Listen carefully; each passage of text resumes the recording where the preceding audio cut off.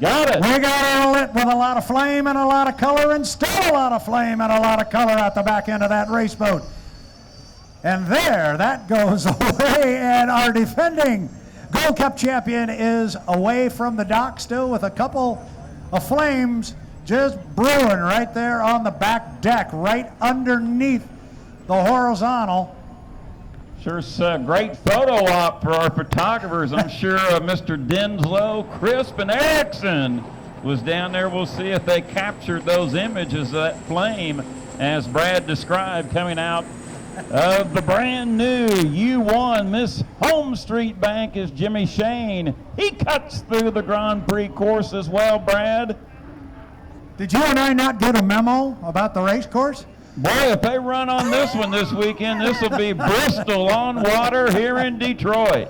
All right, here comes Jimmy, and everybody was kind of expecting, as long as it took to get the HomeStreet lit, I think they were all kind of expecting that there was going to be a lot of unspent fuel back there, and if they did light it, it was going to be hot with a lot of flame, and nobody was getting too close to the exhaust cone of the U-1 Miss HomeStreet, but he's on the course, and he's going to go, well, I thought he was going to, Jeff?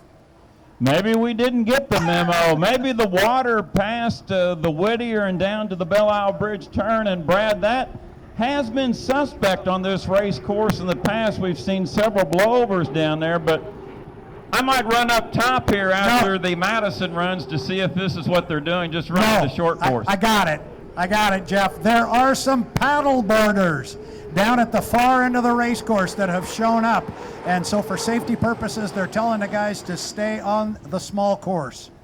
I just got that officially here atop the tower from H1. Thank you, Brad. Great work. And well, this would be exciting to see these big, giant, unlimited hydroplanes run this mile oval. And he can put the chili to it. Put the GPs out there with him. We could really have fun. Jimmy's getting a good idea how this rooster tail turn works. So yeah, pretty quick straightaway. Comes off the corner for me, and he's right in front of you, Jeff. Of course, the unlimited hydroplanes, the world's fastest racing boats, 30 foot in length, 14 foot wide, 6,700 pound of racing vessel. Brad, speeds capable of 200 miles per hour.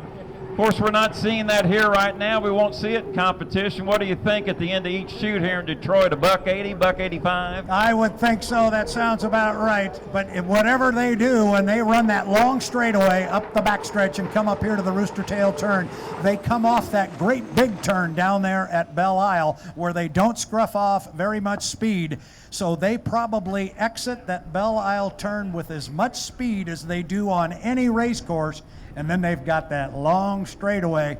All of that adds up and means one thing. That means when they get in front of the Detroit Yacht Club, probably the fastest speeds we'll see all season long. This is pretty neat, these great big hydroplanes in front of us here on this mile track. And Brad, the first time you and I met and worked the Gold Cup here was in 2007. I didn't go over where to hand them to you at the tower up here on this track. We'll just keep going. Yeah. We'd have to make it like the GP racing we do. That was an interesting line that Jimmy took around the rooster tail turn that time. It was almost like he ran a bit of a timing mark there. And our fans will notice that he was coming off of the rooster tail turn prior, and he was slipping out wide and going from lane 1 out to about lane number 4. That time he came through the rooster tail in lane number 1, and he exited in lane number 1. Of course, that's what he's going to have to do when we go racing. Now we'll see what he's going to do. I think he's going to have a run to start-finish line here with a much wider line through the corner this time. Grandstand fans, here you go. Jimmy Shane in the U-1 HomeStreet. Brad, I put the watch on him. What a photo op. He flies right here in front of the judges' stand. Off the exit pin of turn number 2 on the outside lane to the start-finish line buoy. Brad at about 6.5 seconds.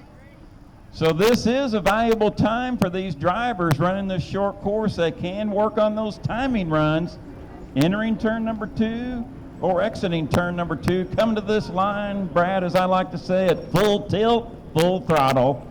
Absolutely, that's what you want to do. Full tilt, full throttle, going to come way wide again. You're going to come way wide this time. Fans, give it up Oh, Jimmy Shane's got the lid open this time. He's going to wave it at you coming by. Oh, the fans like that. They thought he was going to put it to it. He just gave me a wave. Well, Wow. Nobody ever said he wasn't a showman and a good ambassador for the sport of H1 Unlimited racing. Good job, Jimmy Shane.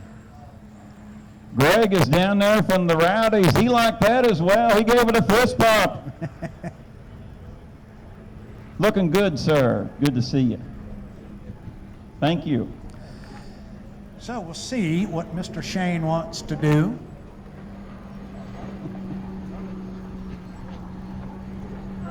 Hey, Jeff. Yes, sir.